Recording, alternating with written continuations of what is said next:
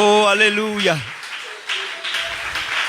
Hay poder en el nombre de Jesús.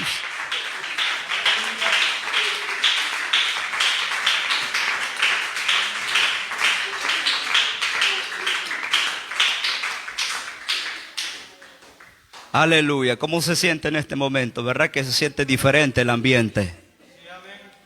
Aleluya. De usted y de nosotros depende la bendición de Dios, hermano. La recibimos o la rechazamos. Le damos la bienvenida o simplemente no la atendemos. Por la bendición de Dios está a nuestro alcance. Bendito el Señor. Dios anda buscando una iglesia, porque la iglesia de Dios es una, hermano. ¿Cuántos creen eso? Que la iglesia de Cristo es una en todo el planeta Tierra. Y por esa iglesia Cristo viene a levantar. No son 2 ni 3 iglesias. Es una iglesia. Es un pueblo. Bendito el Señor. Y de eso vamos a hablar en este momento. Una iglesia a la imagen de Cristo. ¿Cuántos queremos ser esa iglesia? ¿Cuántos queremos ser esa iglesia a la imagen de Cristo? Esa es la iglesia que Cristo viene a levantar, hermano. Es la iglesia a la imagen de Cristo. No es una iglesia a la imagen del hombre. No es una iglesia a la imagen de una religión. Es una iglesia a la imagen de Cristo. Dice la palabra en Efesios capítulo 4, versículo 13. Vaya a la Biblia, por favor. Efesios capítulo 4, versículo 13.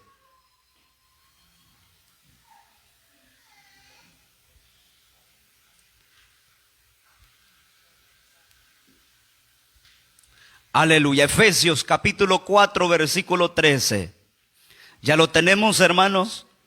Dice la palabra del Señor. En el nombre del Padre, del Hijo y del Espíritu Santo, la iglesia dice: amén. Hasta que todos lleguemos a la unidad de la fe y del conocimiento del Hijo de Dios, a un varón perfecto, a la medida de la estatura de la plenitud de Cristo. ¿Cuántos adoran el nombre del Señor? Puede sentarse. Una iglesia a la imagen de Cristo. Puedo afirmar, hermanos, en esta oportunidad, sin temor a equivocarme, que la iglesia, aún con todos sus errores, aún con todas sus fallas, aún con todas sus faltas y problemas, es el más valioso tesoro para Dios. La Biblia dice en 2 de Corintios capítulo 4 verso 7: pero tenemos este tesoro en vasos de barro. Y el vaso de barro tipifica algo, hermanos, ordinario, algo común, algo frágil que con nada se quiebra, algo quizás no valorado ante los ojos del hombre. Pero hermanos, en medio de ese vasos de barro que es la iglesia, Dios en su soberana potestad, Dios mío, bendito sea el nombre de Cristo, Él ha depositado su tesoro en cada uno de esos vasos de barro que componemos la iglesia de Cristo. En medio de ese vaso de barro, Dios ha depositado su tesoro, bendito Dios, para que la excelencia del poder de Dios, dice el apóstol Pablo, no sea de nosotros, sino de Dios. La iglesia del Señor, la iglesia, somos imperfectos, hermano. Fallamos y cometemos muchos errores. Pero en la iglesia, aún con sus faltas, es el grande tesoro para Dios. En la Biblia podemos ver, hermanos, todo lo que el Señor hace por la iglesia. Y una de las grandes cosas que Dios hace por la iglesia, primero, es que Dios ama a la iglesia. Segundo, es que Dios edifica la iglesia. Tercero, es que Dios la ganó con su sangre en la cruz del Calvario. Cuarto, es que Él acrecienta la iglesia. Quinto, es que Él santifica la iglesia. Y sexto, es que Él purifica la iglesia. Y séptimo, es que Él la sustenta y la da vida. Bendito el Señor, a través de su santa presencia. ¿Cuánto valoramos lo que Dios hace por la iglesia? ¿Cuánto valoramos, hermano, lo que Dios está haciendo por la iglesia? Esto lo va a entender aquel que ha sido llamado y sabe que tiene el Espíritu de Dios en su corazón y discierne en su corazón. Su espíritu está en constante comunión con el Espíritu de Dios. Pero el carnal, el que divaga su mente, no va a entender las cosas del Espíritu. Bendito Dios, pero la iglesia, a pesar de sus faltas, entiende lo que Dios es para él. La iglesia de Éfeso fue fundada por el apóstol Pablo en su tercer viaje misionero.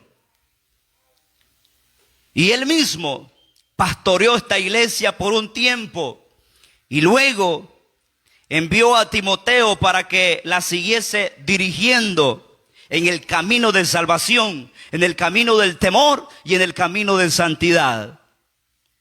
Sin duda, el apóstol Pablo amó mucho a esta iglesia y me atrevo a asegurar que siempre les invitó el apóstol Pablo a esforzarse, a ser unidos entre ellos para hacer una iglesia a la imagen de Cristo.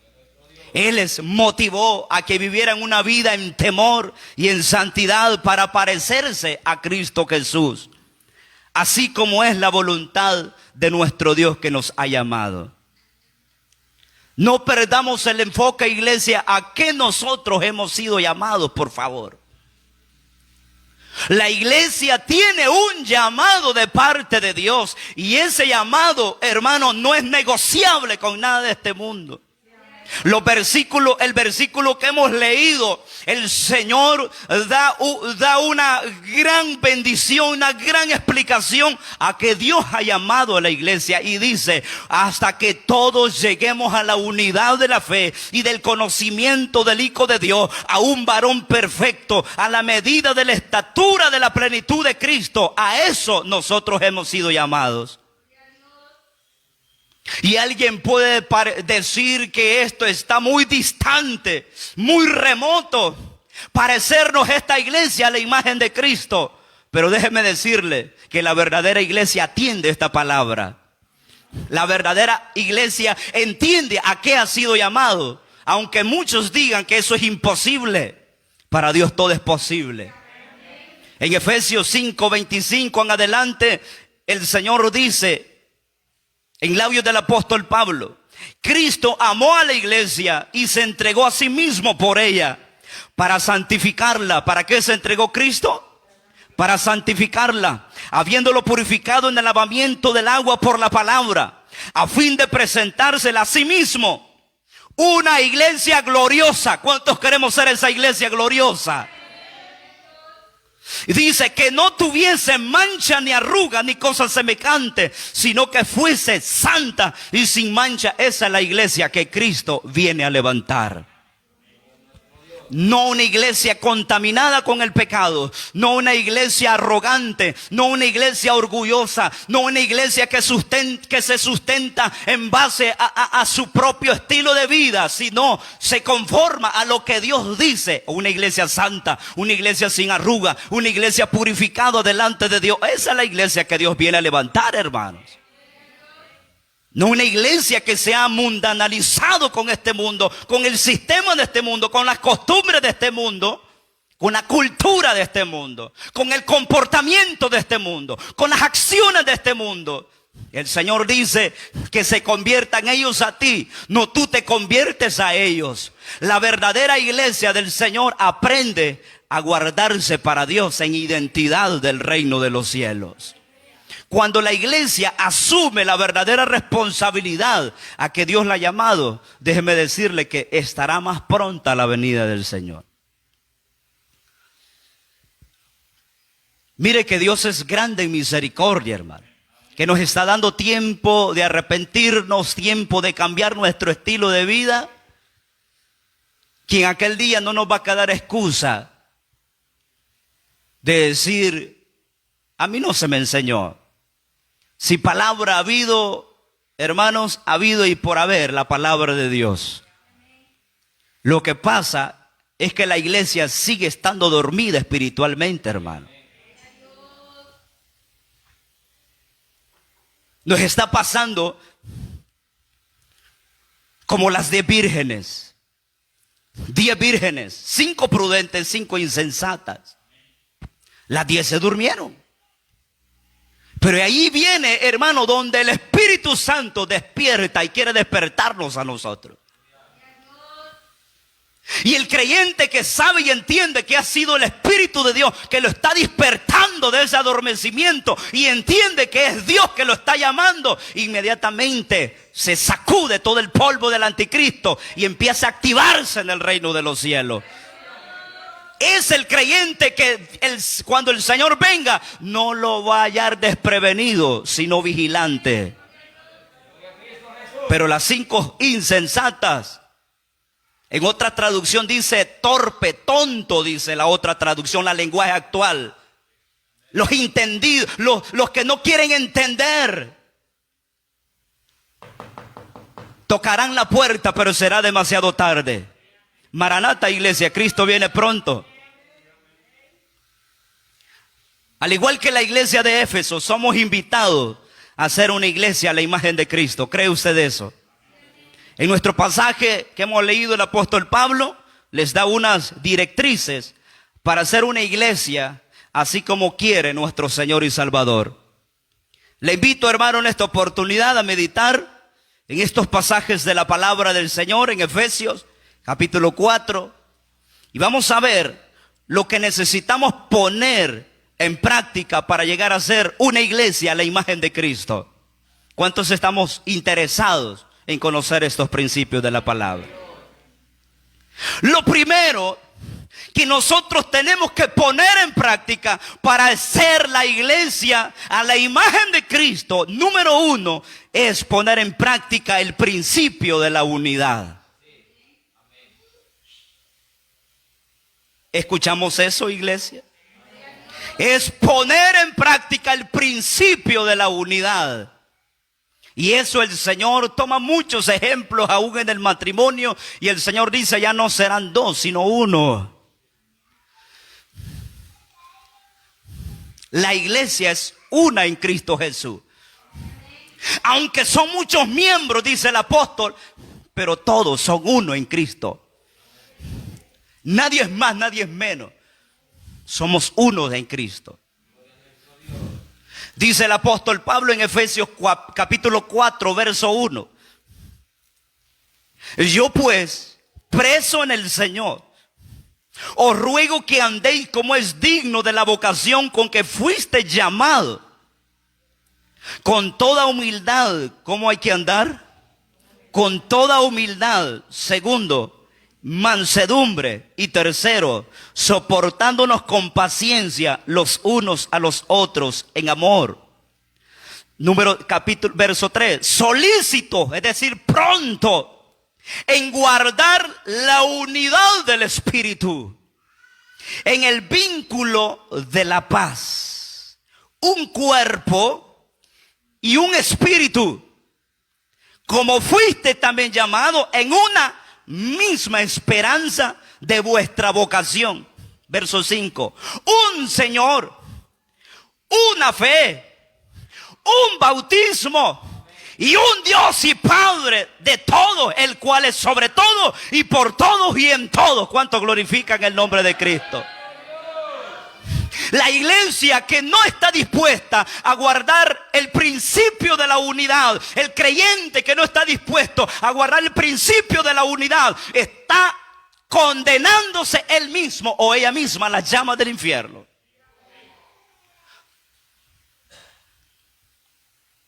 ¿Cuántos queremos ser la iglesia a la imagen de Cristo? Guardemos el principio de la unidad. Ya no más uno por un lado y otro por otro. Ya no más que yo pienso esto, yo pienso lo otro. Ya no más que yo estoy de acuerdo en esto y no estoy de acuerdo en aquello. Tenemos que ser uno en Cristo Jesús. Qué bueno cuando todos nos llevamos bien, ¿verdad? Qué bueno cuando todo está marchando bien en el hogar. Qué bueno cuando todo está marchando bien en la iglesia. Qué bueno es cuando dentro de las labores cotidianas, por ejemplo, en un lugar de trabajo, todos los compañeros se llevan bien. Y el patrón y el jefe le dice, vaya a hacer aquello. Y con toda solicitud va a hacerlo sin murmurar.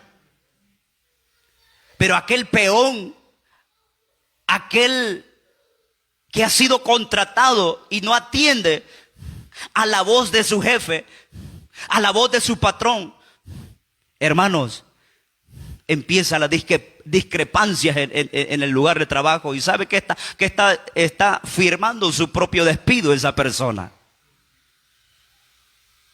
Porque todos están trabajando bajo un propósito. ¿Por qué, hermanos? Dios tuvo que intervenir para que no siguiesen construyendo la Torre de Babel.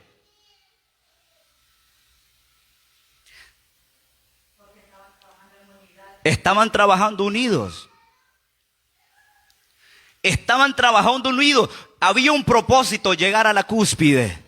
Llegar hasta el cielo. Hagámonos un nombre, dijeron ellos, y hagámonos una torre que llegue hasta el cielo. Y todos empezaron a trabajar bajo ese propósito. Qué tremendo, hermano, que dentro de la iglesia no podemos trabajar, hermano, los unos con los otros. Ese es vergonzoso dentro de la iglesia. ¿Cómo es que esa gente, guiado por el mismo Satanás, se habían puesto de acuerdo para edificar una torre y llegar hasta el cielo? Y no nosotros que nos decimos llamar la iglesia de Cristo. Eso es vergonzoso, hermano. Dijo el Señor, lo voy a intervenir porque estos hombres se han propuesto edificar esta torre. Y si yo no los paro, lo van a hacer llegar hasta arriba. No llegar hasta el tercer cielo, no. Pero tuvo que intervenir el Señor y puso la confusión de lenguas. Hasta ahí cada uno salió por su lado, hermano. La Biblia dice, solícitos en guardar. Es decir, pronto en guardar la unidad del Espíritu. ¿De dónde proviene esta unidad en la iglesia? Del Espíritu. El Espíritu Santo. ¿De dónde provienen las divisiones? El espíritu de Satanás, de los demonios. Porque nuestra lucha no es entre el hermano que tenemos a la par, es contra demonios, ángeles caídos, huestes espirituales de maldad en las regiones celestes, dice Pablo, capítulo 6, verso 12 de Efesios. Solícitos en guardar la unidad del espíritu en el vínculo de la paz. Cuando hay unidad hay paz, verdadera paz. Pero cuando cada uno jala por su lado no hay una paz, hermano. Cuando el esposo sale por un lado, la esposa sale por otro lado, los hijos salen por otro lado, no hay unidad allí, no hay paz allí.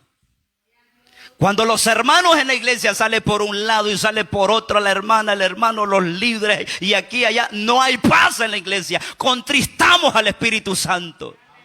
La bendición de Dios se aleja. Dice el apóstol, solícito. Esa palabra solícito es pronto, para ayer, hermano. ¿Ya ha visto aquellos ayudantes que le dice el albañil, ¿verdad? Alcánceme una mezcla. ¿Qué dice? Sí, alcánceme la mezcla. ¿Y cuánto le pongo? Y ya se la alcanzo, dice. No, y se le duele la cabeza y el albañil, ¿verdad? O sea, no es solícito en lo que les está pidiendo su jefe. Aquí hay un rey y se llama Jesucristo de Nazaret que nos está pidiendo que seamos solícitos pronto, no para lo malo, no para la rebeldía, no para la discrepancia entre nosotros, es para guardar la unidad del Espíritu. En eso tenemos que ser prontos. En guardar la unidad del Espíritu, dice el versículo 3. Solícito en guardar la unidad del Espíritu en el vínculo de la paz. Un cuerpo. ¿Cuántos cuerpos hay? Uno. El cuerpo de Cristo. Un espíritu. ¿Cuántos espíritus hay? Dice la Biblia. Uno. Un Señor. ¿Cuántos señores hay? Uno en el cielo. Una fe. Mire cómo el principio de la unidad está aquí, hermano. Un bautismo. Un Dios y Padre de todos, el cual sobre todos y por todos y en todos. Ahí está el principio de la unidad. Aquí tenemos un poderoso llamado a la unidad. El apóstol Pablo dice en el versículo 1 que nuestra vocación, es decir, nuestro llamado como cristianos, es estar unidos. Su vocación, mi vocación es estar unidos con Cristo y estar unidos los unos con los otros. Esa es nuestra vocación, ese es nuestro llamado. El creyente que sabe que Dios lo ha llamado va a entender este principio.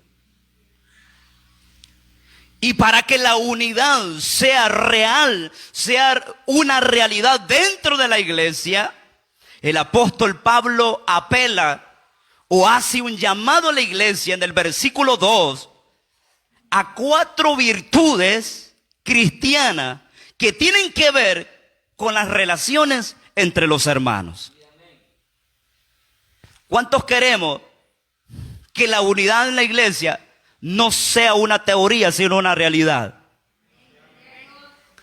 Entonces vamos a atender los 4 principios que menciona, o las 4 virtudes que menciona Pablo, para que la unidad sea efectiva y real en la iglesia. El apóstol Pablo dice, primera virtud, humildad. Segunda virtud, mansedumbre.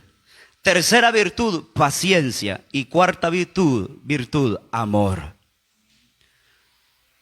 Para que se haga real la unidad de la iglesia, no algo ficticio, no algo simplemente hablado, de diente a labio. Tiene que haber esta virtud dentro de nosotros, si no, simplemente será teoría.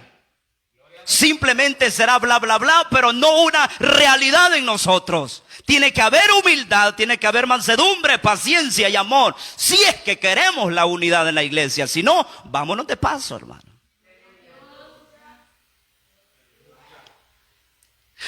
La conjunción, la unidad, el amarre de estas 4 cualidades o virtudes da como resultado la verdadera unidad en la iglesia. Si no, simplemente sería nada más letra muerta. Si no, simplemente seremos un grupo más en este mundo. Si no, simplemente seremos un grupo más aquí en la Nueva Concepción. No sé si ustedes, hermano, o nosotros queremos ser un grupo más en la iglesia, o aquí en este lugar, o queremos marcar la diferencia. O queremos ser la iglesia, la imagen de Cristo. ¿Cuántos queremos ser la iglesia, la imagen de Cristo? Atendamos el principio de la unidad. Si es que queremos ser la iglesia, la imagen de Cristo. Yo no le puedo decir y traer a usted principio número 1 para ser a la imagen de Cristo. Cante coros en la iglesia.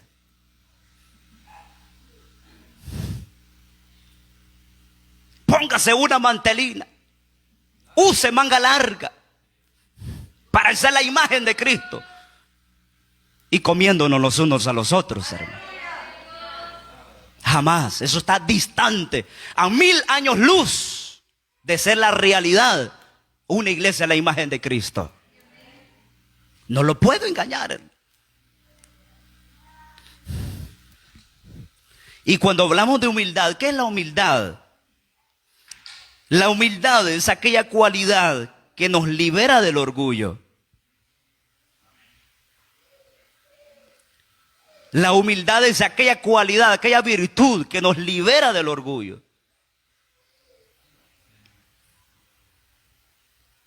Y nos hace reconocer nuestras faltas. Esa es humildad. Mire, esto es delicado, hermano. ¿Verdad que ser la iglesia a la imagen de Cristo no es solo venir a cantar coros, hermano? Esa es la iglesia que Cristo viene a levantar, hermano. Esto es serio. Yo no puedo decir, si quiere ser la iglesia a la imagen de Cristo, hable en lenguas. Aunque no lo estoy diciendo que eso es malo. No, es parte dentro de los dones, dentro de la iglesia. Pero ¿de qué sirve hablar en lengua si tenemos el don de lengua larga? ¿De qué sirve eso?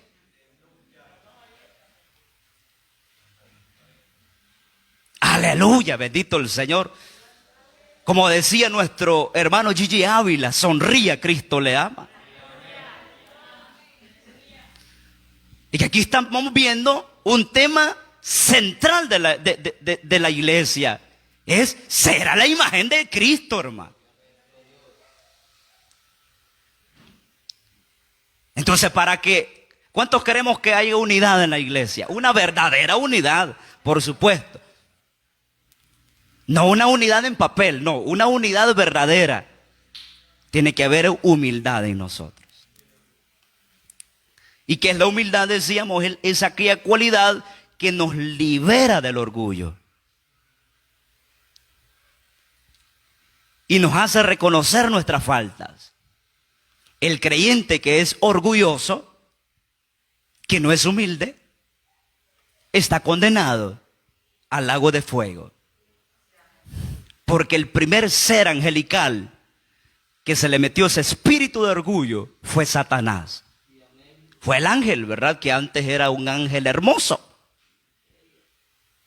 Pero por su altivez y querer ser igual a Dios, no lo destronó porque no tuvo trono, lo desterró.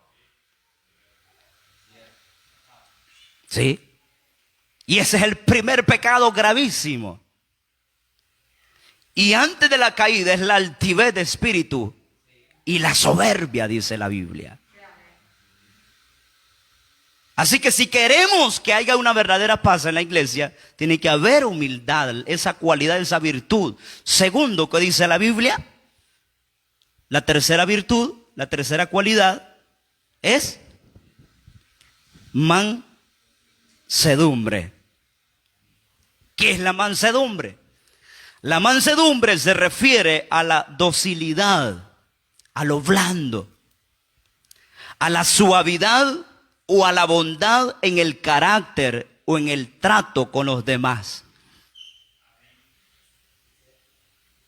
Qué triste es cuando no se le puede acercar a un creyente, ¿verdad? Aunque hablándole suavecito, hermano o hermano. Porque sabe. Ay, Dios mío, bendito. Si cuesta con eso. Nos hace falta mansedumbre, hermano.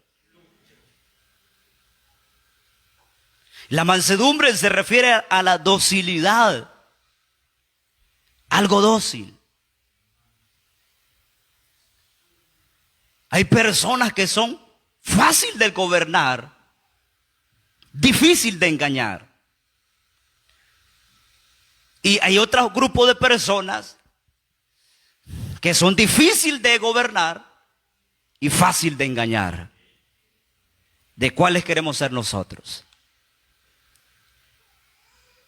Los que se dejan instruir por esta palabra son fáciles de gobernar por el Espíritu Santo. Y cuando un creyente está moldeado con esta palabra y por el Espíritu Santo, no, hombre, hermano, ese creyente, yo le aseguro, es candidato a volar cuando Cristo venga.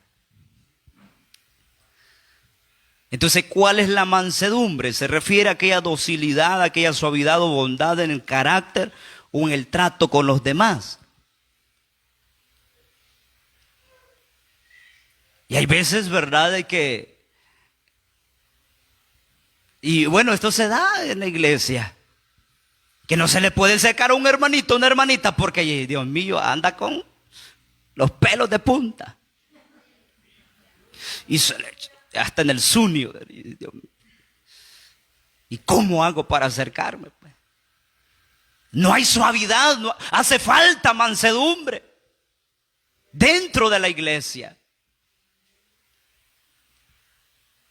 Y hermano amado, cuando no hay mansedumbre, ¿verdad? Surge el enojo, la arrogancia, la prepotencia, los desacuerdos por falta de mansedumbre. Conocí en una cierta oportunidad a una joven que la mamá la estaba aconsejando. Era una vecina. Y mire, y sale la muchacha con grandes palabras contra la mamá. Falta de mansedumbre, hermano.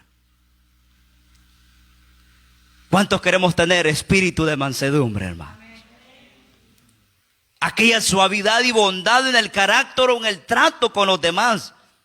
Estamos hablando de mansedumbre a un sometimiento mutuo y voluntario unos con otros. De eso es mansedumbre. ¿Cuál es el tercer cualidad que el Señor nos dice en su palabra para que exista una unidad en la iglesia? ¿Cuál es? La paciencia. ¿Y qué es paciencia?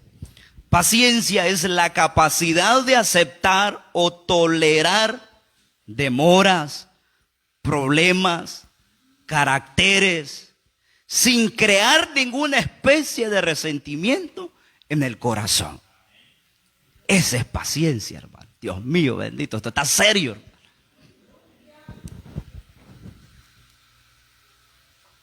Esa es paciencia, es aquella capacidad, y esa capacidad no la vamos a lograr por nosotros mismos. Esa capacidad la vamos a lograr con la ayuda del Espíritu Santo. Es la capacidad de aceptar o tolerar. ¿Ya viste usted esas personas que no pueden esperar demasiado tiempo?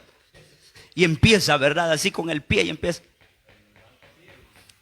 Entonces dicen los psicólogos, cuando una persona está con el pie así, es una persona impaciente. Una persona que está con los nervios acelerados. Sí. Yo veo aquí creyentes, un pueblo paciente. Yo veo que un pueblo paciente, bendito sea el nombre del Señor. Un pueblo que no está sujeto al reloj, sino está sujeto a la palabra del Señor. Entonces, ¿cuál es la paciencia? Es la capacidad de aceptar o tolerar demoras. Es aquella capacidad de aceptar o tolerar problemas, temperamentos los unos con los otros, sin crear ninguna especie de resentimiento en el corazón. Esa es paciencia, hermano. Número 4. ¿Cuál es la última cualidad? El amor. El amor es el cuarta cualidad, cuarta virtud, si queremos que haya una unidad verdadera en la iglesia. ¿Y qué es el amor? El amor se refiere a conectar nuestra mente, nuestro corazón, nuestra alma y todo nuestro ser para hacer todo aquello que haga feliz a Dios y a nuestro prójimo. Ese es el amor, hermano. O sea que el amor no es egoísta. El amor no piensa solo en yo, segundo yo, tercero yo, cuarto yo, no. El amor debe ser compartido. La cuarta cualidad para que haya una verdadera unidad en la iglesia es conectar nuestra mente, nuestro corazón, nuestra alma y todo nuestro ser a hacer todo aquello que haga feliz a Dios y que haga feliz a mi prójimo. Pero cuando pensamos solo en nosotros mismos, no pensamos en el hermano o en la hermana, nos pasamos llevando medio mundo. Porque hace falta la virtud del amor en nosotros. No pensamos que eso nos va a dañar a la obra. No pensamos que eso va a dañar a la familia. No pensamos que eso va a dañar a todo medio mundo. Una carencia de amor. De allí que viene el primer y más importante mandamiento para nosotros los cristianos: amar a Dios como Él se merece ser amado y no como nosotros queremos amar a Dios. Ese es el primer y grande mandamiento: amarás al Señor tu Dios y a tu prójimo como a ti mismo. Somos un cuerpo en el Señor Jesucristo. Es cierto, hermanos, que somos diferentes en todo, pero necesitamos los unos de los otros. Por esto dice Efesios capítulo 4, verso 3, tenemos que estar solícitos en guardar la unidad del Espíritu en el vínculo de la paz. Somos diferentes, pero ninguno es más, ninguno es menos. Todos necesitamos los unos de los otros. Yo necesito de usted y usted necesita de mí. Usted necesita de su hermano que tiene la par y el otro hermano necesita de usted también. Todos somos uno en Cristo. La unidad no la podemos crear. La unidad no la podemos crear. Es obra exclusiva del Espíritu Santo. Pero sí, nuestro deber es procurar con tanto anhelo la conservación de la unidad. Eso sí nos compete a nosotros. Crearla es por el Espíritu Santo, crear la unidad. Conservarla va a depender de usted y de mí. Nos toca a nosotros poner todo lo que está en nuestra parte para guardar la unidad creada por el Espíritu Santo.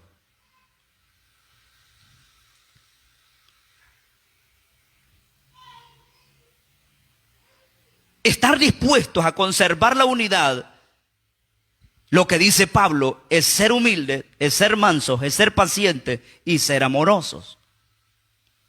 Ese es conservar la unidad. Alguien que no está dispuesto a estos, a someterse a estas virtudes que hemos mencionado, cuando se le hace un llamado, una amonestación, un consejo, no atiende este llamado porque no está dispuesto o dispuesta a conservar la unidad dentro de la iglesia. Pero alguien que sí está solícito en guardar la unidad del Espíritu contestará un fuerte amén, hermano. El que está dispuesto, hermano. El apóstol Pablo presenta el más grande ejemplo de unidad. El más grande y maravilloso es lo que se conoce como la Trinidad. Triuno, Padre, Hijo y Espíritu Santo. Los tres son uno.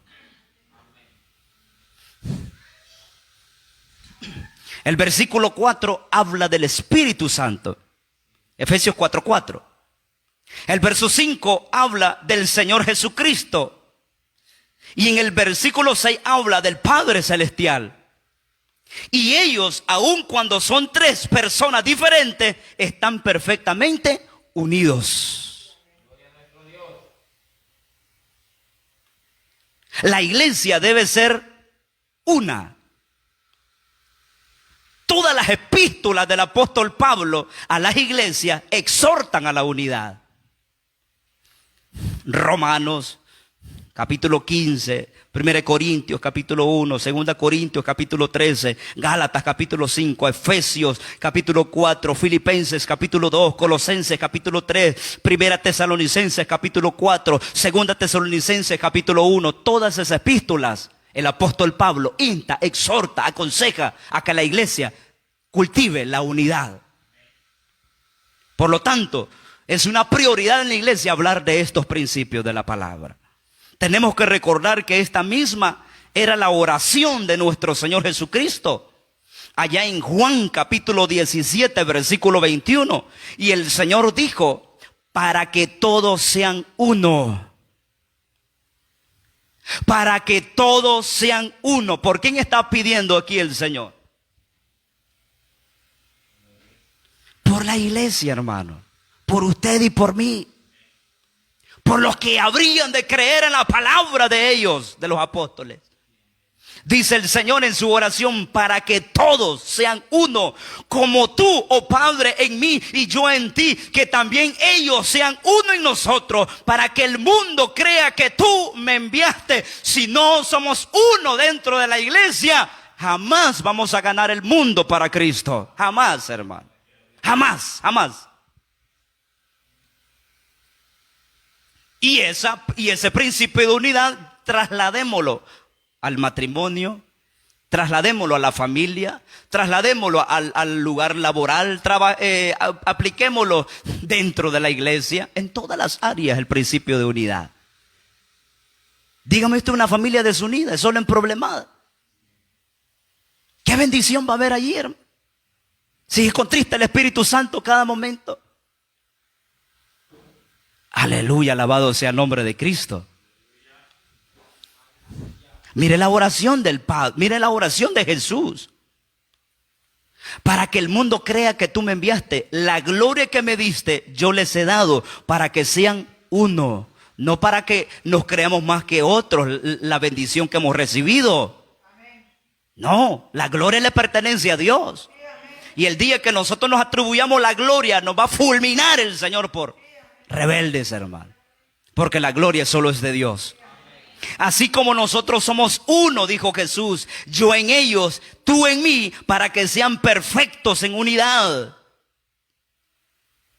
Para que el mundo conozca que tú me enviaste y que los has amado a ellos como también a mí me has amado.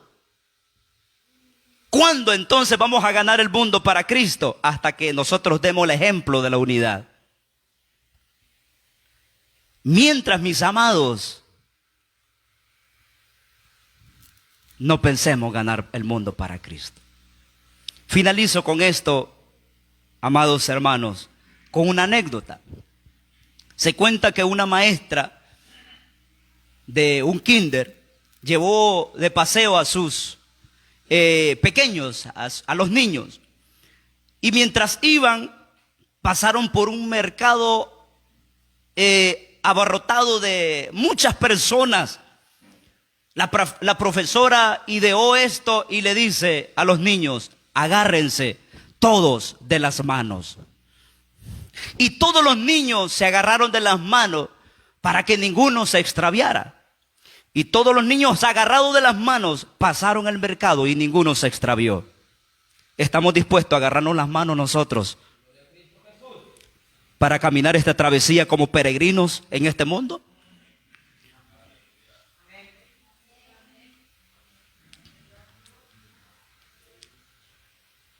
Esa es una anécdota. La profesora ideó eso para que no se perdiera ninguno de los niños. El día, hermanos, que nosotros salgamos del círculo, del principio de la unidad, hasta allí va a llegar la iglesia. Hasta allí va a llegar el Evangelio de Cristo a nuestra vida. Así que, hermanos amados, podemos hacerlo nosotros también, caminar en unidad. Podemos nosotros tomarnos de las manos y avanzar en el ministerio para hacer una iglesia a la imagen de Cristo. Cierre sus ojos en esta oportunidad. Padre, te damos gracias. Mi Dios eterno, gracias por tu misericordia. Gracias por tu fidelidad. Mi Dios amado, gracias porque tú eres bueno y para siempre es tu misericordia. Mi Dios eterno, en esta hora, Dios, gracias por hablarlos. Gracias por edificarnos por tu palabra, mi Dios. Bendiga la vida de tu pueblo, Señor amado, en esta hora. Oh Espíritu Santo de Dios, ministranos, consuélanos, dirígenos, llénanos de tu gracia.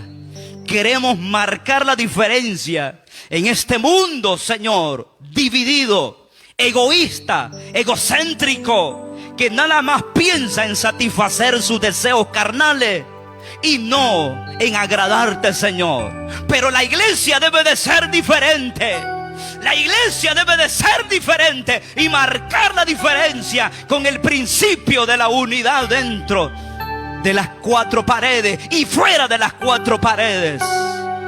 Oh mi Dios, a tu nombre sea toda la gloria. Si hay alguien aquí en esta oportunidad que quiere reconciliarse con el Señor, pueda pasar aquí al frente en esta hora. Aleluya. Mañana puede ser demasiado tarde. Solo ser parte de una nómina, de una congregación, no nos hace aptos para entrar al reino de los cielos. Pero sí hemos visto a la luz de la palabra aquellas cosas, aquellos principios que sí nos hacen ser una iglesia a la imagen de Cristo, y esa iglesia a la que Cristo viene a levantar. Segundo llamado: hay alguien aquí que quiera reconciliarse con el Señor. Hoy es la oportunidad. Mañana puede ser demasiado tarde. Aleluya, Señor. Tu nombre sea toda la gloria.